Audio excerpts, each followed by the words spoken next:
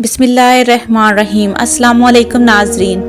حضرت سلیمان علیہ السلام اللہ تعالیٰ کے ایسے نبی تھے جن کے جیسی بادشاہت کسی اور کی نہیں تھی۔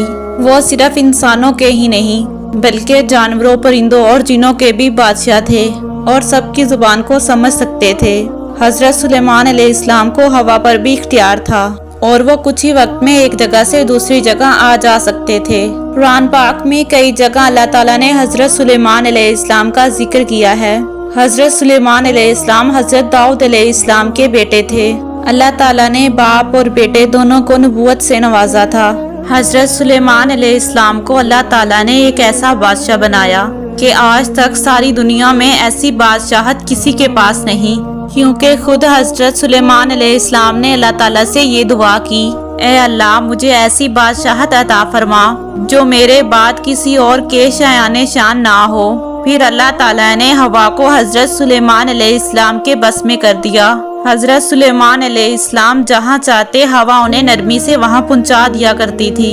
مہینوں کا سفر حضرت سلیمان علیہ السلام منٹوں میں طے کر لیا کرتے تھے، اور اللہ تعالیٰ نے حضرت سلیمان علیہ السلام کو جنوں پر کنٹرول دے دیا۔ جن حضرت سلیمان علیہ السلام کے حکم سے بلند عمارتیں تعمیر کرتے تھے، جو عام کام انسانوں کی طاقت سے زیادہ ہوتے تھے، وہ حضرت سلیمان علیہ السلام جنوں سے لیا کرتے تھے۔ جو جن حضرت سلیمان علیہ السلام کا کہنا نہیں مانتے تھے اور شرارتیں کر کے کاموں میں رکاوٹ ڈالتے تھے، تو حضرت سلیمان علیہ السلام انہیں زنجیروں میں جکڑ کر قید خانے میں ڈال دیتے تھے۔ اور حضرت سلیمان علیہ السلام کی خاص صفتوں میں سے ایک صفت یہ تھی کہ وہ جانوروں اور پرندوں کی بولی کو سمجھ سکتے تھے۔ سورہ نمل میں اس کا ذکر آیا ہے۔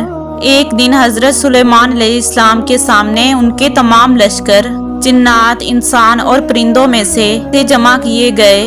جب وہ چیٹیوں کے میدان میں پہنچے تو ایک چیٹی نے کہا کہ ہٹو، اپنے اپنے گھروں میں چلے جاؤ، کہ ایسا نہ ہو کہ حضرت سلیمان اور ان کے لشکر تمہیں بے خبری میں رون ڈالیں۔ اللہ تعالیٰ نے اس چھوٹی سی چونٹی کی یہ بات حضرت سلیمان علیہ السلام کو سنا دی۔ اس بات پر حضرت سلیمان علیہ السلام مسکرا کر ہنس پڑے، کہنے لگے، اے پروردگار تو مجھے توفیق دے کہ میں تیری ان نعمتوں کا شکر ادا کروں جو تو نے مجھے عطا کی ہیں، اور میں ایسے نیک عمل کرتا رہوں جس سے تو خوش رہے، اور مجھے اپنی رحمت سے نیک بندوں میں شامل فرما دے۔ اللہ تعالیٰ نے حضرت سلیمان علیہ السلام کو فیصلہ کرنے کی زبردست صلاحیت عطا فرمائی تھی۔ ایک مرتبہ دو عورتیں اپنا مقدمہ حضرت داؤد علیہ السلام کے پاس لے کر آئی۔ دونوں کو اللہ تعالیٰ نے ایک ایک اولاد دی تھی۔ ایک دن ایک بھیڑیے نے بڑی عمر والی کے بچے کو حملہ کر کے کھا لیا۔ عورت چالاک تھی، اس نے چھوٹی عمر والے کے بچے کو چھین لیا، کہنے لگی، یہ میرا بچہ ہے۔ حضرت داؤد علیہ السلام نے دیکھا کہ بچہ بڑی عورت کے پاس ہے تو اس کے حق میں فیصلہ دے دیا۔ حضرت سلیمان علیہ السلام نے اجازت چاہتے ہوئے کہا کہ کیا میں اس مقدمے کا فیصلہ کر سکتا ہوں؟ پھر حضرت داؤد علیہ السلام نے اجازت دے دی۔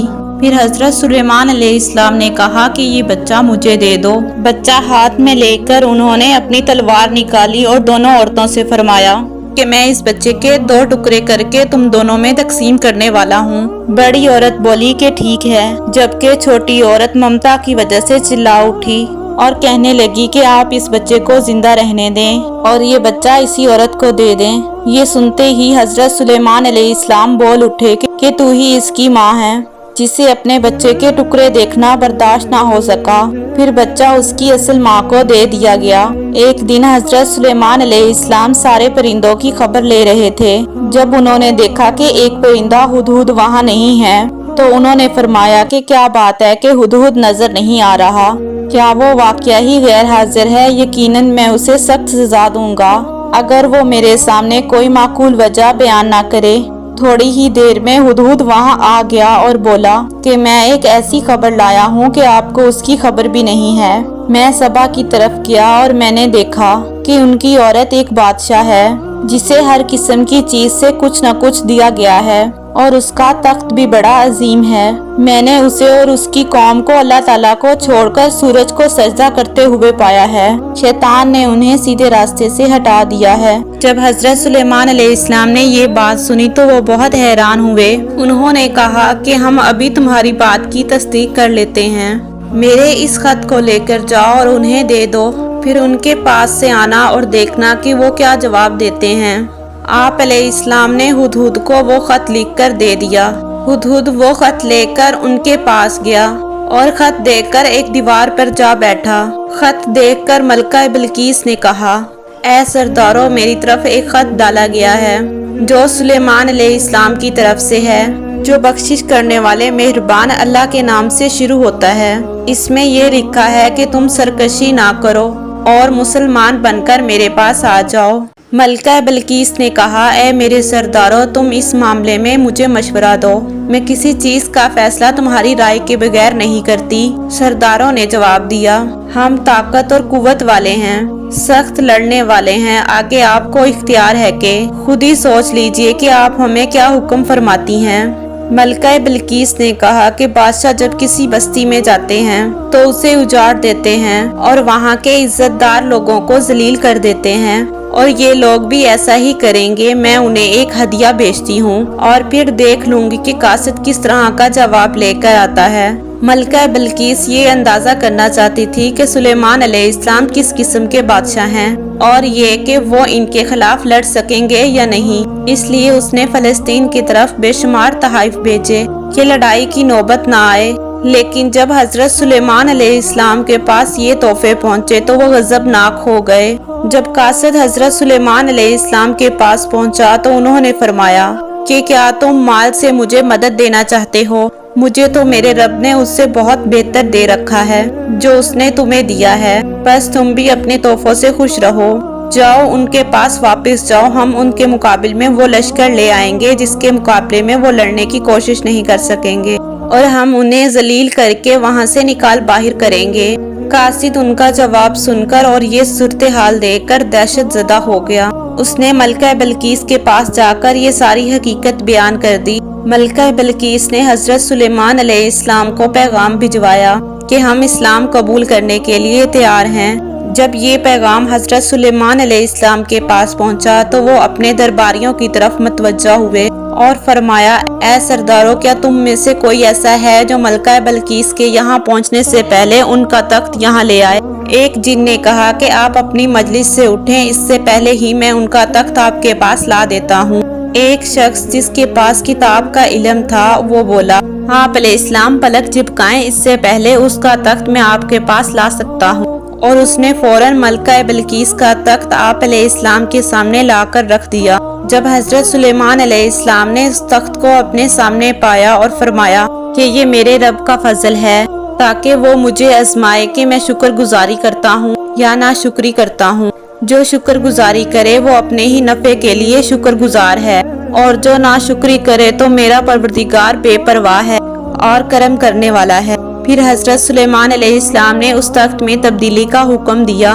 اس تخت میں سے ہیرے جواہرات نکال دیے گئے اور دوسری طرف لگا دیے گئے تاکہ اس کی صورت بدل جائے۔ پھر جب ملکہ بلقیس آ گئیں تو ان سے پوچھا گیا کہ کیا آپ کا تخت بھی ایسا ہی ہے؟ تو ملکہ بلقیس نے نہ تو ہاں کہا، کیونکہ وہ اپنا تخت پیچھے سبا کے علاقے میں چھوڑ آئی تھی، اور نہ ہی اس نے نہ کہا کیونکہ وہ اسی کے تخت جیسا معلوم ہو رہا تھا، البتہ اس میں کچھ تبدیلی ضرور محسوس ہوئی تھی۔ کافی سوچ کر انہوں نے جواب دیا کہ یہ تخت میرا ہی لگتا ہے۔ اس کے بعد حضرت سلیمان علیہ السلام ملکہ بلقیس کو ایک محل میں لے گئے۔ حضرت سلیمان علیہ السلام اپنی سلطنت کا ایک ایسا منظر دکھانا چاہتے تھے جو کسی انسان نے پہلے نہ دیکھا ہو۔ یہ محل مکمل طور پر شیشے کا بنا ہوا تھا، اس میں دوسری طرف دیکھا جا سکتا تھا، فرش بھی شیشے کا تھا، شیشے کے نیچے پانی چھوڑا گیا تھا۔ آپ علیہ السلام ملکہ بلقیس کو لے کر اس محل میں داخل ہوئے تو وہ حیران رہ گئی کہ اس محل میں تو پانی بہہ رہا ہے۔ انہوں نے اپنا لباس کچھ اوپر کر لیا تاکہ وہ بھیگ نہ جائیں۔ پھر ملکہ بلقیس نے اپنا پیر پانی پر رکھنا چاہا تو شیشے پر پڑا۔ اس بات پر ملکہ بلقیس کو بہت شرمندگی محسوس ہوئی کہ وہ دھوکہ کھا گئی۔ یہ شیشے کا محل اتنا عالیشان تھا کہ اسے جنوں کے ذریعے بنایا گیا تھا۔ حضرت سلیمان علیہ السلام نے فرمایا کہ یہ ایسا محل ہے جس کے نیچے بھی شیشے جڑے ہوئے ہیں۔ یہ عظیم سلطنت دیکھ کر وہ جان گئی کہ حضرت سلیمان علیہ السلام صرف بادشاہ ہی نہیں ہیں بلکہ اللہ کے نبی بھی ہیں۔ حضرت سلیمان علیہ السلام نے ملکہ بلقیس کو ایسے معجزات اس لیے دکھائے تاکہ انہیں یقین ہو جائے کہ اگر دنیا کی سلطنت اتنی بہترین ہو سکتی ہے تو اللہ کیسا بادشاہ ہوگا۔ اللہ کے سامنے سورج تو کچھ بھی نہیں جس کی وہ عبادت کیا کرتی تھی۔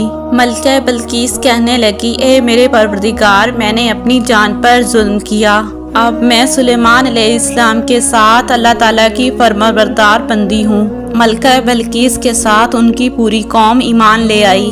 حضرت سلیمان علیہ السلام نے مسجد الاقصی کی تعمیر بھی کروائی۔ حضرت سلیمان علیہ السلام کے زمانے میں لوگ جنات کے فتنے میں مبتلا تھے، کالا جادو عام تھا، لوگ سوچتے تھے کہ جنات غیب کا علم رکھتے ہیں۔ اللہ تعالیٰ نے چاہا کہ لوگوں کو حضرت سلیمان علیہ السلام کی موت کے ذریعے بتائیں کہ جنات کو علم غیب نہیں ہے۔ ایک دن حضرت سلیمان علیہ السلام نے جنات کو سختی سے کام پر لگایا اور وہ آپ علیہ السلام کے سامنے کام کرنے لگ گئے۔ آپ علیہ السلام ان کی نگرانی کرتے۔ جنات کے دلوں میں حضرت سلیمان علیہ السلام کا بہت خوف تھا، کیونکہ سستی کرنے پر آپ علیہ السلام انہیں سخت سزا دیتے تھے۔ اس وقت آپ علیہ السلام کی عمر 150 سال تھی۔ جنات بیت المقدس کی تعمیر میں مصروف تھے۔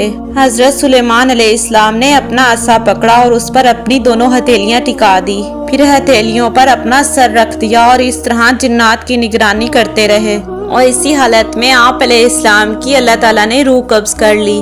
جنات مسلسل کام کرتے رہے اور وہ یہی سمجھتے رہے کہ حضرت سلیمان علیہ السلام زندہ ہیں اور ان کی نگرانی کر رہے ہیں۔ حضرت سلیمان علیہ السلام کا خلیفہ آیا تو وہ جان گیا کہ آپ علیہ السلام انتقال کر گئے ہیں، لیکن اس نے بھی جنات پر یہ بات ظاہر نہ کی۔ اس طرح 2 سال گزر گئے اور جنات اس طرح کی سخت نگرانی سے حیران تھے۔ وہ دیکھ رہے تھے کہ 2 سال تک حضرت سلیمان علیہ السلام نے حرکت تک نہ کی۔ پھر حضرت سلیمان علیہ السلام کے عصا پر دیمک لگ گئی، آخر وہ لاٹھی ٹوٹ گئی اور حضرت سلیمان علیہ السلام زمین پر گر گئے۔ اس وقت جنات کو علم ہوا کہ ان کی وفات ہوئے عرصہ گزر چکا ہے۔ تب حضرت سلیمان علیہ السلام کی قوم کو پتہ چل گیا کہ جنات کو غیب کا علم نہیں ہے، بلکہ جن تو انسانوں سے کم عقل رکھتے ہیں۔ اس طرح اللہ تعالیٰ نے لوگوں کو سمجھایا کہ جنات بھی اللہ تعالیٰ کی مخلوق ہیں اور اللہ کے سوا کوئی غیب کا علم نہیں رکھتا۔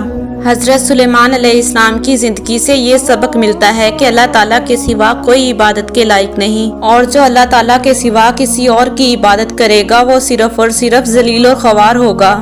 ہمیں ہر حال میں اللہ تعالیٰ کا شکر ادا کرنا چاہیے۔ حضرت سلیمان علیہ السلام نے اللہ تعالیٰ سے ایک ایسی بادشاہت مانگی جو کسی کے پاس نہ ہو، اور اللہ تعالیٰ نے یہ دعا قبول بھی فرما لی۔ ممکن اور ناممکن صرف ہماری سوچ تک ہے، اللہ تعالیٰ کے لیے سب ممکن ہے، اس لیے ہر حال میں اللہ تعالیٰ سے خوب دعائیں مانگا کریں۔